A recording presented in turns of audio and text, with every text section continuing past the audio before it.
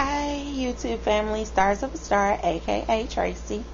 As you guys can see, I am in bed. So let me back up and then I'll tell you how I got here. You know that I had my egg retrieval on Friday. On Saturday, I was still in some pain and cramping and things like that. You know, I really thought that it was just normal, no big deal, and still tried to rest and just kind of, sorry, trying to fix this. I have to do it without a stand.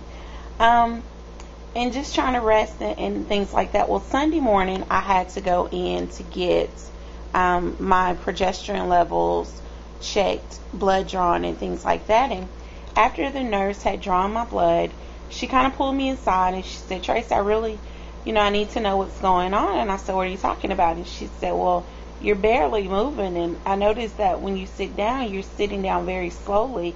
She said, are you still hurting? And I said, well, yeah, I thought I was supposed to still be doing that. And she was like, what? How are you hurting? And I said, well, if I'm standing up, it's shooting just an intense, strong pain downwards. It just like shoots all of a sudden out of nowhere. And if I'm sitting down, then it's shooting upwards. And, it just happens out of nowhere. And then, of course, I was still cramping and things like that. And I was trying to get ready. I was about to leave there and head for church. And so she told me that I couldn't leave, and she went and called my doctor, Dr. V, and he said, no, tell her I have to see her. She can't leave until I get there. So I had to kind of wait on Dr. V to get there, and we did an ultrasound, which, I'll just look at my face and just know it was not pleasant. It was painful. Very painful. And he also did, like a regular little check. And all of it hurt really bad. And so what they found was, drum roll please, from the catheter, I've gotten a bad bladder infection. It must have started like the same day they took it out. And I don't know if I'm like the only person in the world who's had that. All of the videos I've watched on YouTube, I've never heard or seen anyone mention anything about that.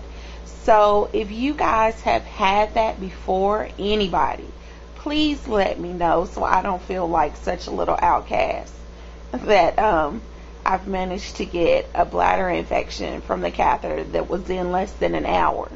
But so that's what he saw, and he also found that my ovaries are still very, very tender, which he said, that's to be expected, and that I can't put my body on the same measuring stick as other people's bodies. It just so happens that my body was really sensitive to the things that they did, and he said that was absolutely okay. Then from there, before I left, he gave me a second prescription of antibiotics. They're 500 milligrams each, and I take one of them 3 times a day. He told me, because I was really concerned about taking the antibiotics when I was already on one, and he said that it's okay, and that this antibiotic will help clear up the infection faster. I have to be on it for 5 days, and also that it won't hurt or interfere with transfer when it's time to do transfer, or with pregnancy. So I was really happy and excited about that, because I didn't want anything to interfere with that. So the next thing was, I told you guys in the last video that we had 9 eggs. Well, only 7 were mature and all 7 fertilized. Yay. So I was really, really happy about that. We were a little concerned about one, and we thought it was going to fall off Sunday. And when I went in Monday, it was still there. But anyway, I'm moving too fast. So Monday morning, I got a call at 9:30. I was still in the bed, chilling, sleeping, all that good stuff. And I got a call from my RE. My nurse, Cindy, said, hey, what are you doing? And I was like, in the bed. She was like, well, I need you to get up and get dressed. I need you here for a 10:30 transfer. My mouth fell to the floor because I had no clue. I mean, we really weren't expecting a day 3. We were really expecting a day 5. But they called me in, so we went ahead and we did a day 3 transfer. And we put, can you guys see it? These 3 back. Okay? We put these 3 back. One was an 8 cell and 2 7 cells, and I'm not sure what the grades were. We went ahead and did a day 3 transfer because my RE felt that they might do a little better inside than what they were doing on the outside. 1 or 2 of them, I think, were starting to have a little fragments, but out of the 7, these were the best looking 3. So he wanted to go ahead and do the transfer, and he said, well, normally statistics would say put in 2. He said, but I'm going to go ahead and I'm going to let you put in 3. Maybe we'll get twins out of it. I said, okay. So praying, that at least 1 or 2 of them take, however God wants to work it is just fine with me.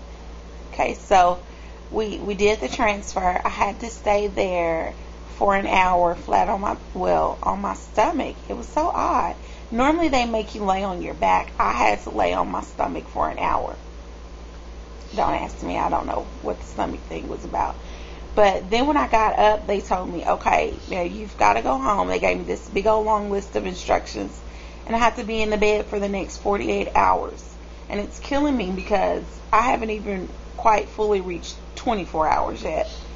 And yeah, because we went in at, 10:30, and I don't think the transfer happened till 1 something, almost 2. So almost 24 hours. So I have 24 more hours to go on this bed rest thing, and then in the 2-week wait. So this is my question for everyone. Oh, and still cramping today. And then they really hated to do it yesterday because I already have a bladder infection from the catheter, but he ended up having to put a second catheter in yesterday. But he did promise me that he would do a smaller one. Yeah, still feeling that today, so that's not so pleasant. But still having some cramping, and I don't know if that's normal after transfer to still be kind of cramping and things like that. So you guys who've been through it before, leave your comment right down there. Please tell me if what I'm going through is normal, if this is the way it's supposed to be, if I'm still supposed to be cramping after transfer. And also, how did you guys make it through the 2-week wait?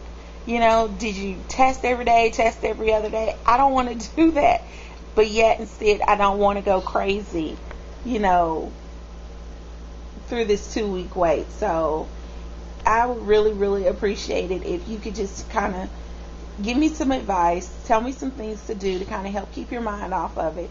How did you make it through your 2-week wait if you've been through this before? If you haven't been through it before, tell me how some suggestions how you plan on making it through your 2-week wait. But guys, come on, leave a comment, talk to me. Y'all know I have to be in bed for the next 24 hours, and it's going to be so hard for me. They said I can only get up to go to the bathroom. No cooking, no nothing. Or I can lay on the couch with a pillow under my head, but I have to be laying down. So just kind of leave me comments and messages. Love everybody. Still praying for everyone. Those of you who are my new subscribers, thank you so much. Everyone who's been leaving comments, thank you. It means more to me than you could ever really realize and know. Just love everybody. And I'm praying for everyone, and pray that you keep praying for me. And remember, if God is for you, that's more than the whole world against you. Be blessed.